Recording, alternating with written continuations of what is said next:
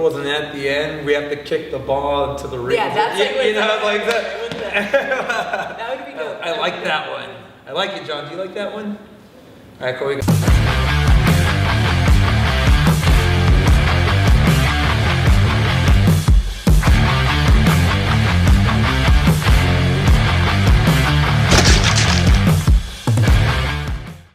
All right, everyone, we have a really exciting day over here in Locker Room Talk. I have one of my good friends over here, but I'll let her introduce herself. Hi everyone, I'm Janelli Farias. More excitement. More excitement. Janelli Farias, La Güera, 29 years old, quick background. We went to high school together. Wait a minute, you were 29? Yeah. I thought you were like 27. Oh, yeah, that makes me happy. Oh, okay. No, wait, didn't we remember in middle school, I was in 8th grade and you were like in 6th grade, I remember when in Vista Verde. Yeah, no, I'm younger than Frank. Yeah, no, I'm younger than Dorian. You're 30? I'm about to be. Shh, keep that. Hey, John, cut that part off the camera. I'm not 30. All right. Only your part. Yeah, all right, sounds good. All right, anyways, I'll let her get right back to it. Shoot, what can I tell you about myself? Mexican national team player. Currently continue playing. I'll be playing for LA Galaxy OC women's team, so stay tuned. Cinco de Mayo, we have a game, home opener actually. Which we will be sponsoring actually, by the way. They reached out to us again. It's exciting. And what else have I been doing? A little bit of TV stuff. Last summer I was on Exatlón Estados Unidos, reality TV show, competitive challenge. That would be a good idea. And a little spin-off. I'm back on season 2. What? A little season 1 versus season 2 challenge, which you guys will get to see soon. So dope. I got to compete again. It was so much fun. And now I'm working a bit on some things beyond my soccer career, which we'll talk about. Awesome, perfect. All right, so let's get right into this right now. The reason I actually wanted to bring you on the Locker Room Talk is obviously if you have seen the Exatlón show, you've gone through some injuries, and I've seen you just in general, even before that show, go through a lot of injuries. For the people who are watching, the viewers, what has helped you get over those injuries, and how do you stay so driven? So, like you said, I've been through a lot of injuries, and major injuries, right? ACL reconstruction, Achilles reconstruction, back fracture, neck fracture. Wait, hold on. John, hey, is it easier if we just list things that she hasn't injured? That might be a better list, right? That's going to be a lot easier. All right, sounds good. I will do that. That's actually, wow, I never looked at it that way, but that's good. I'll give you that. All right, right, sounds good. Wow. All right, so. Anyway, how do I deal with that? I think the main thing for me has been staying positive. I know people are like, oh, that's so cliche, stay positive, but at the end of the day, your mentality, your mental strength is what gets you through everything, right? It's not your talent, it's not your physical abilities, it's your mental strength. And whenever I've had to go through these major injuries, yeah, it sucks. I'm not saying that I don't cry. Yeah, I've cried a lot. I cry. I feel depressed. I'm like, this sucks, and it's so hard to do anything.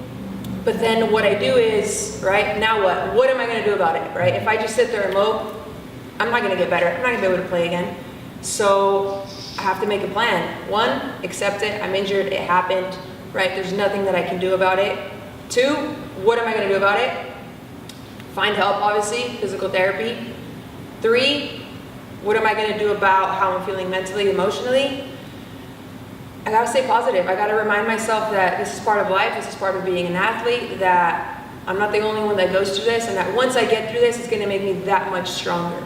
Okay, I like that. Now, I know it sounds weird, but I actually listen to a lot of Tony Robbins podcasts, right? And then even there's a guy named Simon Sinek, and they believe that the individual who is successful and who keeps on working, they usually have a very strong why, meaning there's something a lot deeper. They're fighting through certain battles for something, for a certain reason. Besides the mental part, do you feel that the reason that you actually keep on pushing hard is that there's a deeper why that you're doing it for? I'm smiling because you asked me that, because I think that is key to life. Having a why, having a purpose. If you see on like a lot of my social media posts, I hashtag my why, my purpose, and I completely agree. Like when you find your why, your purpose in life, everything else becomes easier. It becomes more clear on how to do things. And my why is, I mean, there's multiple reasons why I wake up and live every day, but one is my family, right? My nephews, my nieces, they're everything to me. So when it's really tough for me, when times get tough, I remind myself, I see pictures of them, or I go visit them, or they come visit me, and they just got the chills. Everything is like, I can breathe again. I'm like, I want a better future for them, and I want to show them that even though life is tough, if I can do it, they can do it too. And another reason why I'm so passionate and driven about what I do is that I've struggled a lot for many reasons, and if I can help somebody else overcome an obstacle, I want to do that, right? And if I share my story and people see me and I share what I'm going through and how I go through it, and I can help one more person, I'm going to be happy. Oh, that's awesome. Now, I know it sounds like a very weird, off the wall idea, but I remember in the beginning when I first opened my first gym, and then I launched Vital Muscle. I had a particular why that was particularly for my kids and my wife. I had to put a roof over their head. But now it's funny actually, because as I've been meeting more and more members, I've actually noticed that, and obviously you're Mexican as well as I am. A lot of times I do feel that certain people put limitations on themselves, and particularly because they think they're of a certain ethnicity. And lately, for this past year, believe it or not, I've actually felt like I've been working a lot harder because I want to prove, to the people in our culture that we're not limited. That's actually one thing that's been driving me a lot. I remember growing up and saying, hey, these opportunities are only open to a certain few people. Do you ever feel that same way? Like you're trying to leave the path for the rest of the Mexican community? Yes. I think it's so cool that you bring that up. I identify myself with a lot of different things, right? I am Mexican, I am a female, I am gay, I am so many other things, right? And I feel like people feel limited when they identify with a part of society that's marginalized, and it makes my heart beat fast just talking about this, right? And I've been, all throughout my life, because of these things that I identify with, people have always tried to shut me down, and other people put limits on what I can do. Mm-hmm. And I've realized that anybody, anywhere in the world, no matter where you come from, who you are, who you love, who you identify with, is capable of accomplishing anything. Mm-hmm. I firmly believe that. No matter if you come from the poorest place in the world, or you come from a very, very wealthy, the wealthiest family in the world, you have this same opportunity to accomplish it. It might be easier for somebody else. Mm-hmm. You might have to work harder, but you have that opportunity. So I firmly believe that you should not set limits on yourself, and don't let other people limit you either. What somebody else believes or says about you shouldn't determine who you are. You have the capability of determining who you are, of creating who you want to be, and living that way every day. Yeah, I actually really believe that as well. One question I have is, I think everybody views certain things differently.